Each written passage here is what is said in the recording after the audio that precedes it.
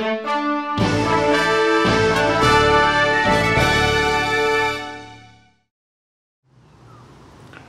tänasel mõnusal suvehommikul taas Johan Voldemar Jannseni koduaias. Peremeest ennast parasjagu küll nähtaval ei ole, aga see ei sega meid siin natukene tema külalislahkus kasutamast. Ja minu vestluskaaslaseks on Andres Sooniste, mees, kes viimastel aegadel on tegelenud linnaosaseltside, kohalike asumiseltside, ükskõik kuidas neid ka ei nimetata, nende kaasamisega linna tegevusse. Viimati kohtusime sinuga õige suve algul, siis oli Nooruse Majas üritus, kuhu sa olid kutsunud linnaosaseltsid, ühendused, keda need puudutavad. Kohal oli ka linnapea ja abilinnapea. Mis kokkuvõtte sa ise sellest kokkusaamisest teeksid? Ja ennekõike võib-olla täpsustus, et tegelikult olid kohal kõikide aktiivsemate suure Pärnu linna territooriumil tegutsevate seltside, kogukondade, mittetulundusühingute sellised liidrid. Mulle tundus, et see mõte, et luua selline katusorganisatsioon, kes aitaks ja tulevikus koos korraldaks just meie endi ühishuvidest tekkivat koostööd ja vajadusel ka nõudlust või nõuet siis kohaliku omavalitsuse suunas, aga mitte ainult, ka teiste valdkonna suunas, et see on täitsa olemas. Ja et sellega saaks juba klassikaks saanud selline sõna või väljendus, et siit saab edasi minna. No, väga hea, kohe jätku küsimus, aga kuidas nüüd edasi? Seda enam, et arvestagem, et ükskõik, mida praegu ette ei võtaks, kõik saab poliitilise variundi ja võib-olla, et ei olegi väga paha. Sellel samal kokkusaamisel ju ka määratlesime ära sellised ühishuvi teemad.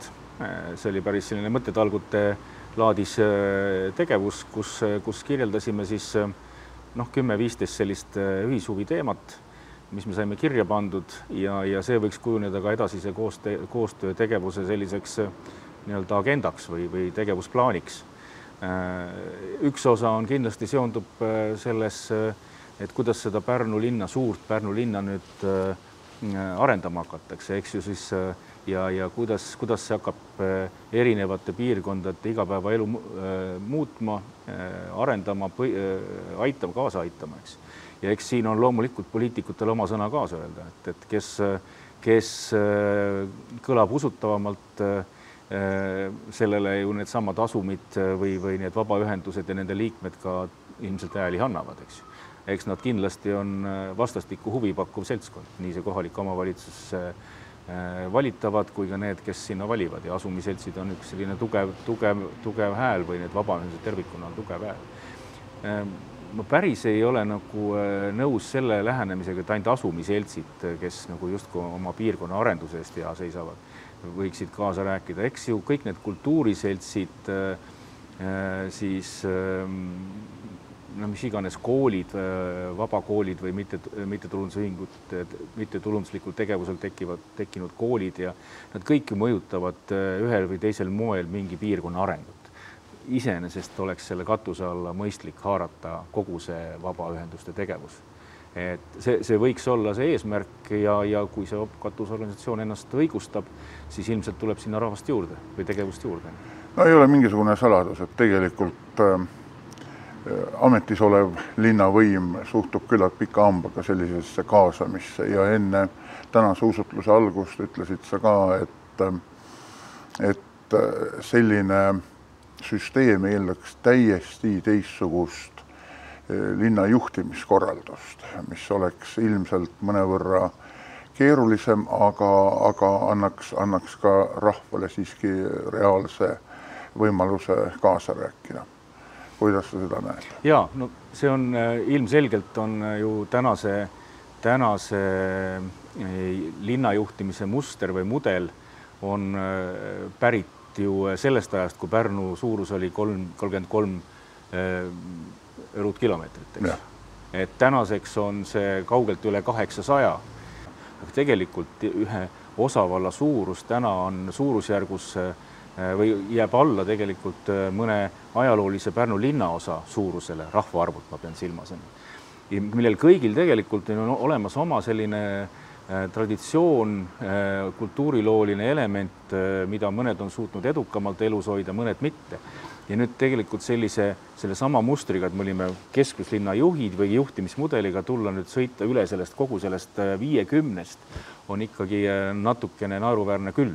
Ja nüüd on küsimus, et kuidas siis saaks kaasata seda seltskonda, neid erinevaid asumeid, erinevaid kultuurilisi keskkondi jooksvalt linna juhtimisse. Ma arvan, et mõne võrra see näide on olemas tegelikult Tallinna linna juhtimise, kus on olemas ka linnaosa valitsused. Ma ei arva, et me peaksime nüüd linnaosa valitsusi siin päris tegema hakkama, kuigi osavalla valitsus meil ju on olemas, eks ju. Aga tegelikult on küsimus selles, et sellele juhtimisele tuleks kaasata palju jõulisemalt siis seda sama minu pärast kas või kõikide suuremate linnaosade tegevust. Üks koht, mis võiks potentsiaalselt olla selline keskuse koht, on siinsamas Janseni ja Koidula muuseumi kõrval, eks ju.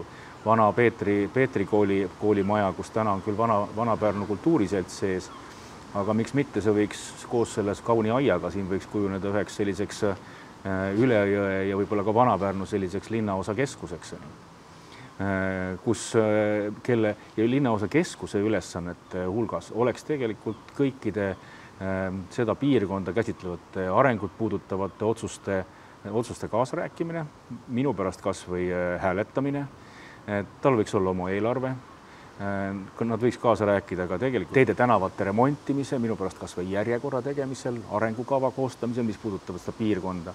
Siin peaks kaasa rääkima kindlasti siis kohalikud koolijuhid, kes on siin, olgu nad siis erakoolid või riigikoolid või kohaliku omavalitsuse koolid, ilmselt ettevõtjad, kes siin piirkonnas tegutsevad. Et see on see ülesanne, mis peaks ja võiks olla järgmise siis koosseisu, kohaliku omavalitsuse koosseisu, volikogu koosseisu ja linna juhtimise koosseisu üks selline ülesande püstitus, et kuidas tõmmata seda kandepinda, demokraatia kandepinda laiemaks ja samas see eeldaks muidugi loomulikult põhjalikku kulude auditit enne, et kas need kulud, mis me täna teeme selle vana mudeli alusel, kas need on kõik põhjendatud ja kuidas neid jagada ümber selliselt, eks ju, et me kulutase ei läheks suuremaks, pigem langeks. Võib-olla niisugune lühike üldine mudel. Oletame lõpetuseks, et erakond Isamaa on üks järgmisi võimuteostajaid Pärnu linnas. Kas sa suudaksid oma erakonnakaaslasi veenda sellise tegevuskava mõttekuses ja seda tuleks rakendada? Et me oleme seda teemat põhjalikult juba oma koostöö käigus siin talvel, kevadel, suve hakul arutanud ja meil on põhimõtteline konsensus, et selle teemaga me peaksime igal juhul edasi minema. Seega eeldused on olemas. Ma arvan küll, vähemalt meie vaates kindlasti on.